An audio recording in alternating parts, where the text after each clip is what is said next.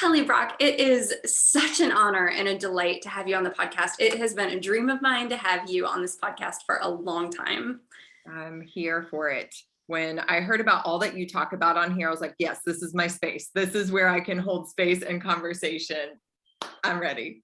Oh my gosh. And there's so much about you that I want to know. And I think my listeners, I just want to tell you, if you're listening to this, like sit down, grab a cup of coffee. This is going to be juicy. I know it. So Kelly, can you tell us, what keeps you busy in this beautiful world? That's like, oh my gosh, what a great question. What a good question. Let's see. I am a woman on a mission to empower women to step into their authentic expressions of themselves. I believe that we all have greatness inside of us. I think we are just conditioned to not see it and to own it. And so with my own walking progress, I'm trying to be an out loud version of what it looks like to be a leader and becoming at the same time. So everything I'm creating and doing and sharing comes from that energy of saying we can have courage to be our real selves. And so for my programs and my coaching and the things that I do and from speaking, that's what I care to contribute to. It's why I was like, heck yes, for this conversation here, because that's what I'm about. And outside of my mission, I am a mama of two beautiful children, these amazing humans that I get to help raise, to hopefully be wonderful people who contribute to the world and leave something there too. I've been married to my husband. We've been married for 10 years, together 20. We were pretty much babies when we met each other. And yeah, I love the process of becoming and sharing the journey with other women so that they can go, okay, it's supposed to be hard and wonderful at the same time. So that's what I'm about. Well, I'm a huge fangirl of your work, and this is the first time you and I are meeting, but one of my absolute favorite things about you and how you operate is that you learn out loud. And as you learn out loud, you are giving all of us permission to learn out loud too. And I think that is just beyond beautiful. And I know we'll give folks some examples of that, but just right out the gate, that to me is so attractive as a fellow woman. I'm like, ooh, I need more of that. Thank you. And that honestly means a lot. I think that's been something innate in me my whole life, where I've just been like, someone else must be going through this too. I don't know where that belief came from, but I remember just being like, someone else is struggling with this. And I find that so many people speak from these mountaintop moments that I can't match my reality with your highlight, right?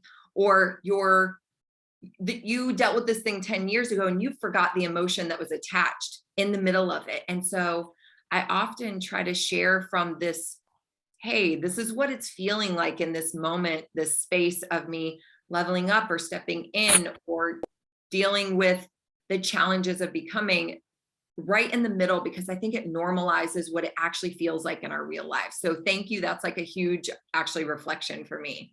Yeah, it's beautiful. And so can you tell folks a little bit about where you started in your work and that evolution?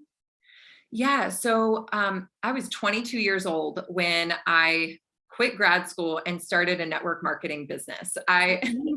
This woman had me at Starbucks for a cup of coffee and she invited me to try on some makeup and she was like, you could do this. And I was like, I don't even wear makeup, but okay, this sounds great. And I stepped into entrepreneurship, which is really funny because as a kid, there are so many things I would create and sell. I made jewelry, sold it to my mom. I painted rocks, sold it to kids at the bus stop. So I had this desire to own my future and be an entrepreneur when I was a kid. And so when this opportunity of network marketing came in my path, I felt what now I know was a yes in my body. Like, yes, I could do this. And I had no reason to believe I'd be successful other than I wanted to try. I wanted to try. And I found myself growing a business that was really successful. I worked for a cosmetic company. I earned free cars. I earned top trips. I did it for a decade. I was on a billboard in Times Square twice representing my company. I was like, yeah, this is me for forever. And I built a really successful company and business. But along the way, I started to lose myself in the road to achievement.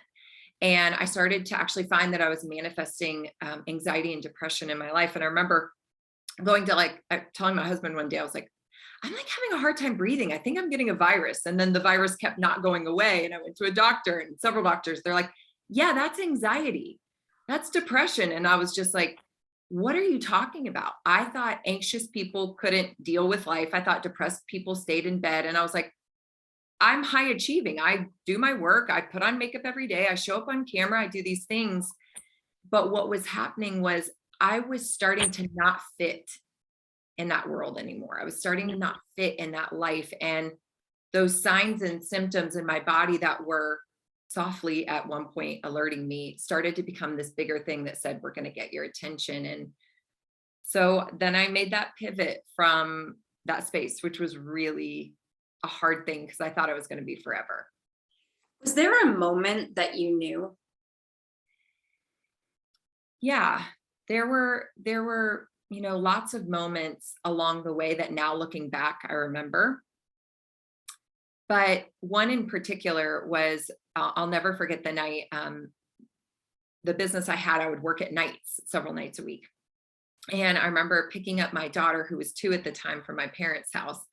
And I was pregnant. I had this big bulging belly. We were just weeks away from having our son. And I remember holding her and she's sitting on top of my belly. And I was about to walk out the door. I was like, thanks, Dad, for watching her. And he that moment when someone's still watching, and my dad was like leaning in and staring at me. And I was like, yeah. And he was like, Kelly, when are you going to slow down? And I was like, I will. I'm going to hit this goal. And as soon as the baby comes, I'm going to slow down. And he just would not leave my gaze. And he said, she misses you. And he was like, she loves us, Kelly, but she wants you to put her to bed. Mm-hmm. And I remember driving home that night, looking in the rearview mirror. It still brings my gut is I feel it. Looking in the rearview mirror at this precious little girl and an empty car seat. And I thought, when, Kelly? When? It's already been 2 years of you being a mom. You're about to have another baby. You keep saying, after this thing, after this deadline, after this goal, after I help this person, let me finish this one call. There was always something that was making me delay the thing I said I wanted, which was presence and this life. And it was that night that I was just like, no more. I'm going to find a way. And I just committed to myself that this wasn't going to be worth it if I was missing what I wanted most. Wow. That story to me is so powerful and poignant. And because whether or not we have children, and so many of us do, but whether or not we have children, I think all of us can relate to that moment of realizing that you are wildly out of alignment with what's actually most important to you. Yeah. And then it takes so much courage and bravery to step out and say, I know I'm out of alignment. I know where I'm out of alignment, and I'm going to bring myself back into alignment. I'm going to start taking those baby steps. And sometimes it's baby steps, and sometimes it is major U-turns. Absolutely. And what's so interesting, my life didn't change that exact moment. I didn't the next day go, I'm cutting everything off and I'm changing my life. It was I had to learn how to hold a mirror to myself first. There had been smoke in my life for a while, and I would be like, oh, how annoying. My husband is frustrated with me. Oh, how annoying.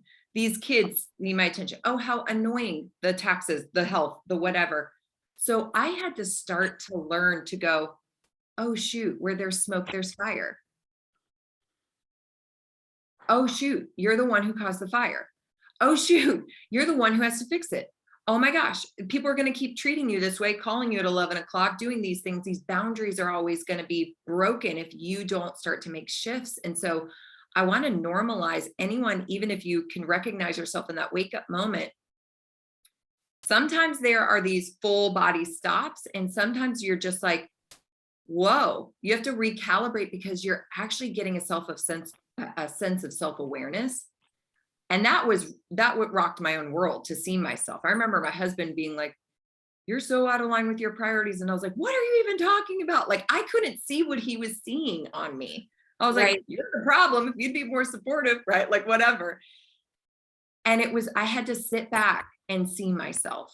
And that was pretty painful at first. Oh man, that is a painful awakening. I mean, I can relate to that. I had this moment so I worked for a decade in life insurance before I knew what I wanted to do with myself. And so I supported salesmen out in the fields. And I say salesmen, there were women that did it, but I only worked with men at that time that did that. So it was very much a little bit of a boys club that I felt like they were just letting me be a part of. But it was my job to help the assistants to financial advisors fill out a life insurance application, which can be very complex if you've never seen one before, or if it's not something you do regularly. To me, I felt like a trained monkey could do it because I'd done it so often. But what started to happen is I would hear myself on the phone being ugly, like really not who I knew myself to be on the phone, like clipped answers and not personable. And they might not recognize it, but I knew what was happening. It was like this hard, angry shell was like growing around me to protect me. So I stopped letting the parts of myself that made me likable out anymore. Yeah.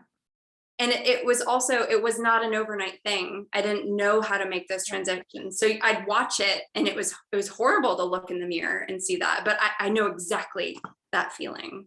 Well, and I think it's important for other women to understand the same way we lose ourselves is the same way we get ourselves back. And they're in these tiny, imperceivable shifts.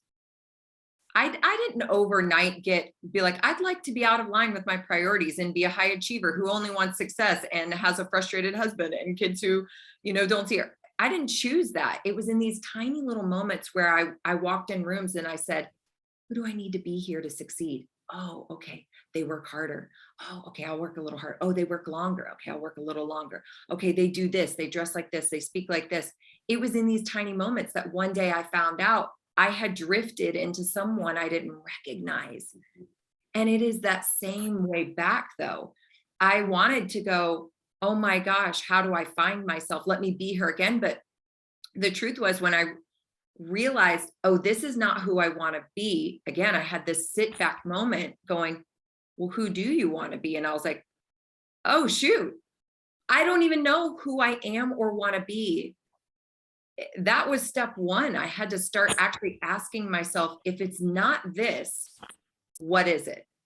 And it was tiny question shifts into becoming her. I had lost a vision of who I wanted to be. I just knew this one didn't fit anymore. Wow. Thank you so much for sharing that. It is very relatable.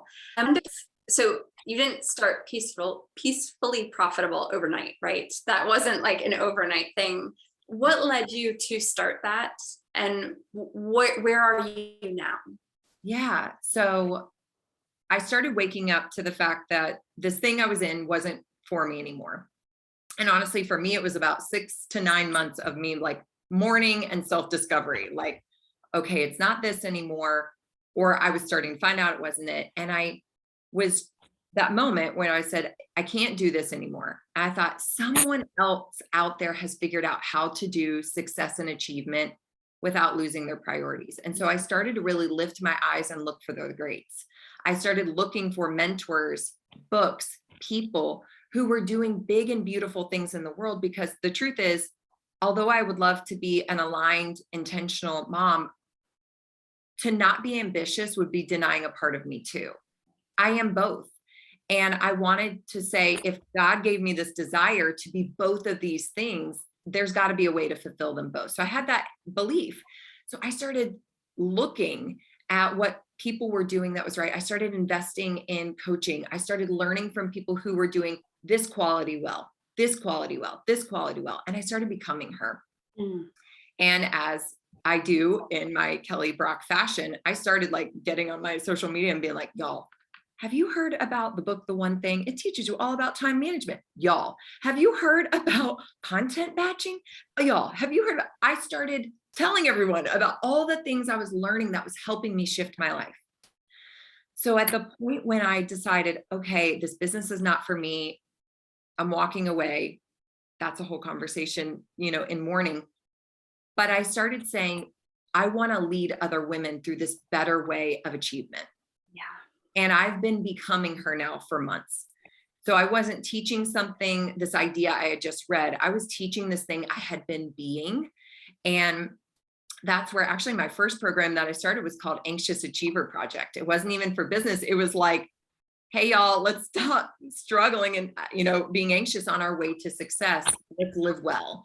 And that program was totally life-changing. And from there, I knew I was ready to step back into business. And I created this program called Peaceful Performer that it's a way of being. It's a literal filter for life in knowing yourself first. I see so many women making the same mistakes I was making, which was looking around and going, what do I need to do to be successful? That step's not going to get you anywhere because it's always going to be someone else's answer. Yeah. You have to know yourself first. Yes, Kelly. And when we do that, it's just like you said, we step into that room and we look around, what are the things I need to do to be successful? I've just finished writing a book. Well, now is this really humbling piece of the process where we have to reach out to people for early praise for our book. Okay, talk about a stretch. Oh my God. Like even saying the word early praise, like, ooh, like there's just something about it that just rubs me the wrong way. And you need to do it. So I reached out to someone who's kind of a big deal to me. He's a New York Times bestseller. And he said, you know what, I'd love to, but can you just instead of sending the book, can you do a 1-paragraph book summary for me? And I'm like, I just wrote 50,000 words of 1-paragraph book summary. So I craft this together, and then the head of our book creator program, I sent it to him, and I said, all right, Eric, what do you think of this? Is this good enough to send? And he goes, Alisha, he's like, all of the things that make you are missing from this. Wow. He said, it is so academic. He's like, it's missing your heart and your passion, and that has to come first. And I've never had someone reflect that back. Like, I always do the same things that you say, even though I try hard to be as authentic as I possibly can. It is that, like, the first instinct is always to go into the room and say, what's needed? Let me check the boxes, instead of what do I have inside of me that I can bring to the table? Yeah. To me, that's what's so attractive about what you do and what you're teaching, is that you're teaching people how to like pause first. Oh my gosh. And my program, it's so funny. I attract in all these high achieving women. They're like, yes, girl, give me more success. I would like to do it with peace and ease, be profitable. They love the concept. And then when I take them step one, I'm like, listen, you're going to get a little frustrated with me because you're going to want to know the success strategies for social media. And I'm actually going to take you to your vision first. I'm actually going to have you start getting some self-awareness. And they feel this tension of they want to go fast first. And I'm like, how's fast been serving you? Right. It hasn't. It's had you here needing a me, going, I keep burning out with the same ideas. And so what I actually am teaching is an entire paradigm shift for so many women. They're used to this one way of, momentary sacrifice for long-term gain.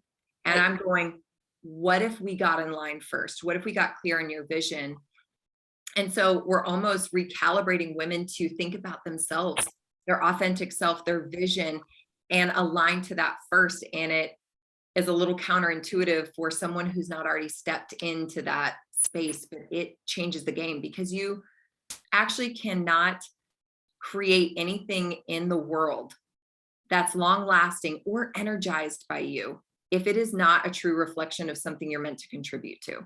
And we've got to go there first. I mean, preaching to the choir.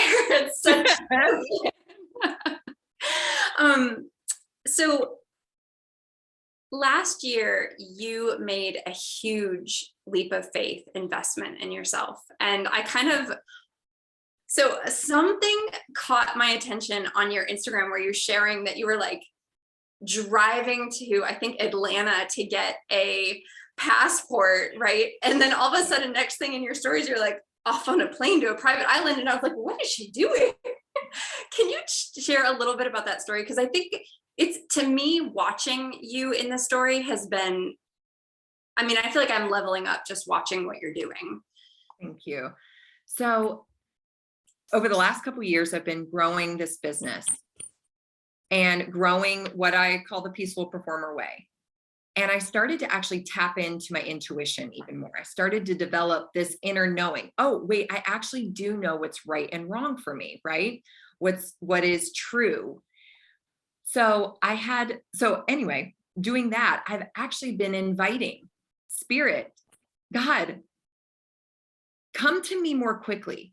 Let me have eyes to see what's already been available to me. I do believe we're supernaturally supported in our lives. And so as I was stepping into this year of growth, I was calling and saying, bring these moments to me and give me awareness to see them. So long story short, I had a friend who messaged me and she was like, Kelly, 3 times God has told me to tell you about this retreat I'm going on. And I said, well, if God told you 3 times, I'm going to listen. I would love to hear about it. So I take this call and these women tell me about this retreat in the British Virgin Islands. And then they tell me the price and they're like, all right. And it's $10K. And I was like, okay, I'm going to need to pray about that. And I got off the phone and I texted, we have a screenshot of it. I texted my business manager and I was like, 10K, ha ha ha, hard no, like absolutely not. Who in the world spends $10,000 for 4 to 5 days on a retreat? It was outside of my realm of possibility. That made no sense, right? For a personal retreat. Like I wasn't even coming home with business strategy. It was like expanding me. And all of it was like not logical. And yet I had asked for these divine moments, these things to come across my path. And so I said, okay, I'm going to sit with it for 24 hours and I'm going to feel into it. I kept putting my logical brain down and I said, is this for me? Do I want this? I always say, am I leaning in? And as I thought about that retreat, I thought, I wonder what kind of women spend that kind of money. I wonder what kind of conversations those kinds of people have on a private island. I wonder what luxury is like on that space. I wonder what kind of inspiration might happen in those rooms. And one of the things that I have known about even my journey, a lot of times we lack vision for our life because we first lack sight. It's hard for me to envision something I can't see. And so I need to get in places. I need to get into spaces. I need to get into rooms. I need to be around other people who expand what I believe is possible. And once your mind is expanded, it can't go back. So I was just like, oh my gosh, I think I have to go. So I had weeks to get it together. Long story short, didn't have a passport. I drove 15 hours in one day to get a passport in Atlanta, Georgia. Literally, I'm like, getting a passport. It's COVID season. You have to get approval days in advance to even come into the British Virgin Islands. So I'm flying to this island, not knowing if they're going to let me into the country. Had no idea, but I was just like, my intuition's telling me to go. But I was like, on my stories, like, y'all, I'm going to make it. I just know it. I'm going to make it. I don't know how. I have no green light, but I'm getting in. And I did. And I walked on that island. And there was an entirely different energy there. It's hard to explain something you have to experience. Yeah. there are these next level versions of ourselves. There is expansion. There are new thoughts, ideas, vibrations that exist. And you can't fathom them because they're not in the rooms you're in right now. Yeah.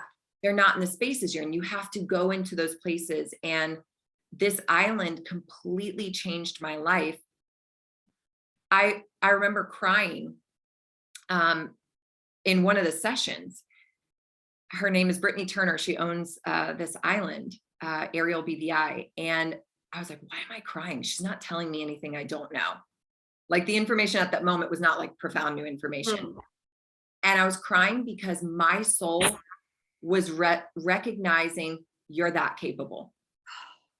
She's a 33-year-old billionaire who's changing the world, ending sex trafficking and creating positive change. And your soul's recognizing your same potential.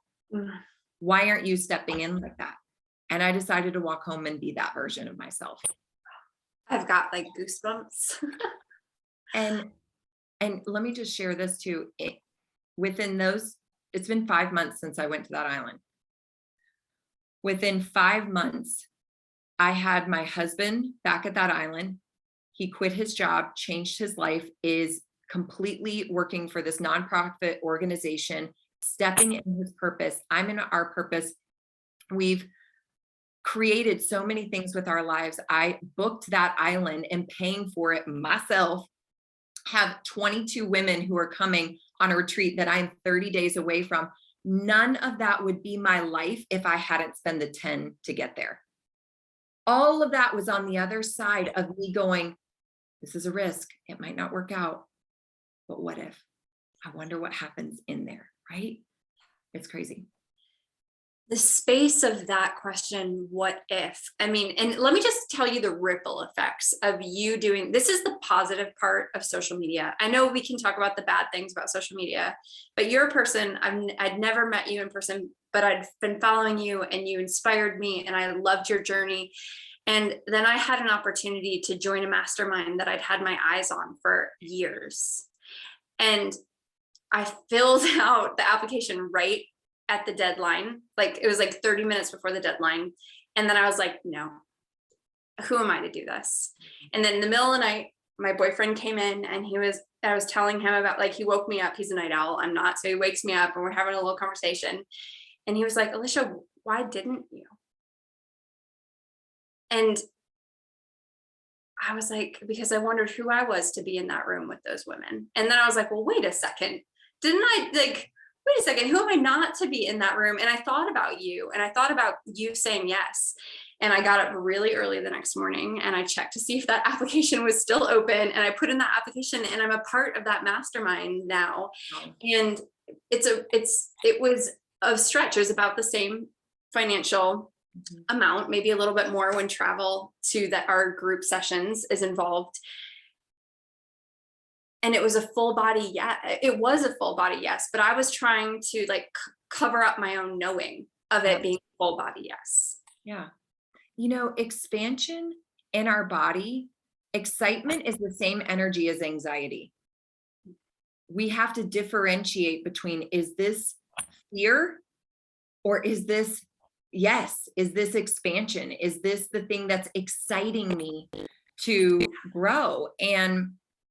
And truthfully, in my experience, that was something I had to learn to discern for myself, because at first I didn't know the difference. And I had lots of failures to call upon for all the investments I'd made that weren't worth it. And you didn't do the thing. And I had lots of self-talk, history, but our identity is who we're repeatedly being.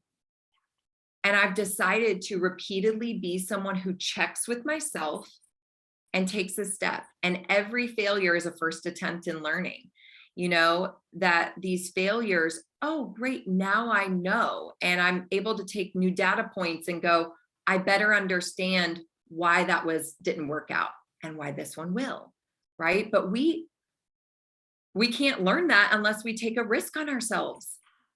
Yeah. Risking failure is the best thing we can do for ourselves. Even if it doesn't go right, even if it doesn't land the way that we think it will, we learn so much in the process. And I always take myself to the bottom. I take my clients to this. I always go, let's just go to the bottom of the sphere.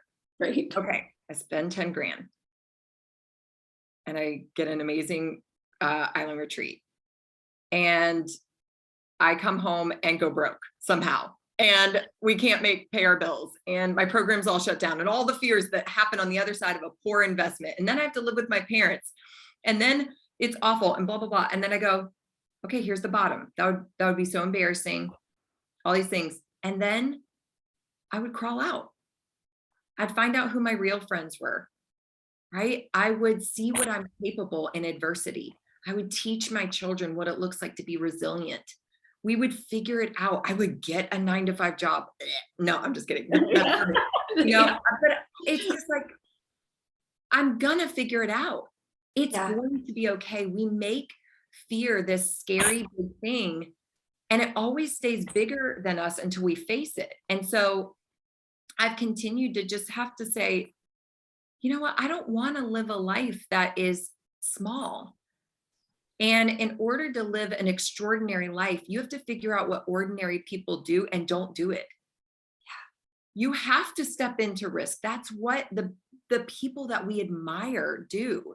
It requires courage. And I want to keep being a woman who inspires other people to say, like, this is what I'm going through. And you've got to step out and find your own version of courage. It won't steer you wrong. You'll either learn a lesson or you'll expand. Amazing. Yeah. And the ripple effects of what you're doing are profound. And I just need you to hear that. Like, they are profound. I know I can't even probably quantify how big they are, because if you're inspiring me in that way, I know you are inspiring everyone you come in contact with. Can I share something though, that I feel like I need to do a whole series on this, but I think we associate the moment of stepping up, like we're totally courageous and I'm going to be courageous. It is a scary moment. Oh yeah. It is so scary. I'm thinking about one recently where just recently I got to speak in a room full of millionaires. Hi, I'm not currently, my millions have not manifested in my account yet, right? So they're coming. It's coming, right? But I was speaking, I had an opportunity to speak in a room that I felt smaller than the people in it. And all of me wanted to say, you're not ready, back out. There's a good reason. You just had COVID. Like, I was thinking of all the reasons I could, think of why I could take more time to get ready. And I thought, no, the only way I become her is by being her. So there were 3 emotional shifts that I had to do around even this one example. So I just want to share this with the women who are listening. This is what courage took for me just last week, 2 weeks ago. Number 1, I had to emotionally get in the emotional space of the best version of me. I literally meditated and was like, Kelly Brock, if you were to show up in this room as the highest and best version of yourself, whole and complete, lacking enough, nothing, owning your greatness, what would it look like? And I had to get a vision for her. I'm like, all right, well, she did her hair that day. She was prepared. She looks amazing. She's unrushed. I had to get a vision of what that looked like. That was step 1. Then step 2 was I had to create space and do what I needed to energetically step into that. Yeah. So for example, for me, I called upon some of my tools. I spoke my affirmations in a mirror that day. I stepped into the outfit that made me feel powerful. I did tapping on my head. I have these authentic voice activations that I speak out. I aligned my chakras. I did all these things, and I wish more women or people would just talk about actually what it takes to meet that moment of courage, because I almost had to take the whole day to be energetically ready to show up to that moment well. It was exhausting. Yeah. That was step number 2. I had to call on all my tools to not give up. To say, keep going. No, you can do it. No, don't back out. Don't back out. Don't back out. You can do this. And then after it, the 3rd step was I had an emotional hangover. I was like, oh my God. It took all of me. It took all of my energy to be her. I was so exhausted, but I was so proud of myself. And I journaled. That's my third step. I marinated in what it felt like to be her. You did it. You did it. And I think a lot of times we don't celebrate or marinate into that. You did it. That sense of pride. You were her, almost having witness to how you did it, because the next time I meet that moment of speaking that same thing, I'm going to meet it faster, more boldly. Muscle memory will be there. Oh, completely. But like, that's in real time what it took me 2 weeks ago. So other people are like, oh, you're so courageous. I'm like, oh, you want to know what it took? I took the whole day off. Okay, what excites me so much about what you just shared is that you didn't say I was faking it until I made it. Mm-mm. You said I energetically came into alignment with the highest version of myself. Mm-hmm. And it took all my energy. I just want other people to know that I had a whole emotional hangover after it, going like, same thing when I paid 10K and I pressed send, and I was just like, oh shit, like, oh my God. I did it. I was courageous. You feel that like whole energy drop out of the bottom of you. But then you go, okay, but there's at least no more deciding. I think a lot of times we waste so much energy renegotiating, redeciding. Should I, should I not? Should I, should I not? And I have a mantra that when I know, when I feel it in my spirit, I move exclusively forward. And so instead of that energy going to redeciding over and over, I go, Kel, it's going to take a lot of energy this first time to be her. But let's move exclusively forward. So I even create the space to go, what are you going to need around this moment to hold space for your becoming? So it looked like moving my body that day. It looked like tapping my head. It looked like affirming myself. It looked like meditation. Those were all the things I had to call upon to just be her that one day. But I'll never have to work that hard again. I did it. I broke the barrier of fear. I'm on the other side. I didn't die. That's what our whole body feels. We're like, I'm literally going to die. Yeah. You won't have to work that hard again until you level up into the next thing, right? Exactly. This version of myself, guess what? Even in this moment, you're meeting me as her. I'm her now. Yes. I'm like, you are meeting the energy that 2 weeks ago I had to decide to step in. But once you decide, all that energy gets to be focused in one direction. Yeah. It's so powerful. Kelly, this is rich. Thank you for sharing all of it. I have felt that emotional hangover after the stepping into your highest self piece. And in addition to journaling, I'm wondering if you have any other tips, because that's real. And that's something that we don't talk about. Like I recently launched my own mastermind. And so after the very first, there was a big push after the first thing. Afterwards, I felt like I'd done something wrong. I was proud of myself, but that feeling of like, I'm bad, I just did something really wrong.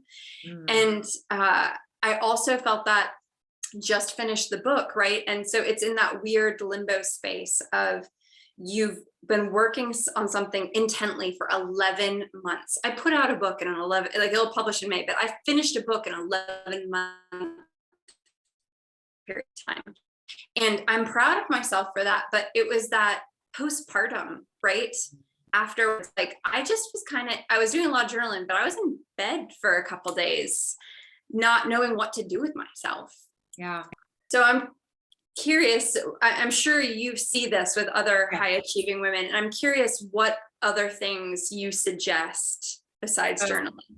So with any big step, I recommend, again, as much as you can, creating space to what I call integrate. That was a lot. Whatever you did, it took your whole willpower, energy, focus, attention, all of it. It took a lot. And so afterwards, you feel this spill out, this bottom drop out. And it's easy for you to associate that with negative feelings. It's not negative. It was just a lot of energy moving through you. What's actually happening is you're shedding old energy. You really are. You are shedding breaking down this old energy. So I create space to integrate. And I think that's really important for people to do. So how can you bring in more self-awareness practice? So if you journaled that one night, could you do it again tomorrow morning? Could you sit and meditate? So I'll ask myself, I'll like literally put my hand on my heart and I'll just go, what's coming up for me right now? Mm. I'm feeling like, oh my gosh, do I have what it takes? How interesting. Mm. What do you know about yourself? Like I'll almost create some space to be more self-aware in that moment, because this is the moment that you want to start to solidify the new identity Mm. instead of pivoting back into the old belief systems. This is your moment to go, to even write to yourself why you're so proud of yourself. That's called integrating. You are starting to create more evidence for this new version of yourself. I share my wins. I've got a couple of key friends that we celebrate each other's stretches. Mm. We celebrate each other's the tension with each other, right? We celebrate that. And so I'm like, y'all, I had a whole moment this morning where I was just like incapacitated. Like I was like, I can't do anything. And then I got up and I walked and I was out in the sunshine and I was just like, you did it. I started telling myself you did it. Like, so even the accountability of beautiful friends who hold space for you, that helps me integrate. Also continuing to move energy through you in whatever way that works for you. Energy healing, Reiki, moving your body, sunshine, all of those things again become this restorative, beautiful, energizing thing. And you're going to need that after you've just repped her. I always say you're repping her for the first time, this new level of her Yeah. for the first time. Oh, I love that. Well, thank you so much for sharing. I'm wondering if there's anything else you want to share with the community before I ask you the last question. Gosh, come hang out with me. That's my major thing. My goal is two things. I hope to be a deposit in the lives of women, that because I happened to them in a moment, in a conversation, in coaching, as a friend, that they are able to more authentically step up into the real versions of themselves. And I chase one thing now, that I would be helping women rest their heads on their pillow at night saying, I'm really doing it. I'm really showing up as her, that we're not chasing for something else to happen so we can be happy, that we go to sleep and you're like, I was her. I repped her out today and I'm happy and I'm whole and I'm proud of myself. And so, through my programs, in expanding yourself or expanding your business, I would hope to support you or in any way that I can. Well, we will certainly link to your website and all the things. Yeah. So the last question I have for you is, how do you live a life of abundance? That's a good question. I'm sure lots of people say this, but I have a little joy bucket. I teach my kids this. Like every day we have a joy bucket. And you should be thinking about, what do you need to put joy in this bucket? How can you put joy in your own bucket? And how can you fill other people's buckets with joy? And so if I do even the small gestures, like walking outside or dancing silly with my kids, I'm rich. I'm rich. I'm full. It's so amazing how the things that once were tiny little things, when you put joy or gratitude in them, they become so fulfilling. And so that's what abundance looks like for me, resting my head on the pillow and saying, I did it. This was a good day. This was beautiful. It was well spent. Yeah. Ellie, thank you so much for sharing your story with us today. Thank you for having me. I can't wait to connect again.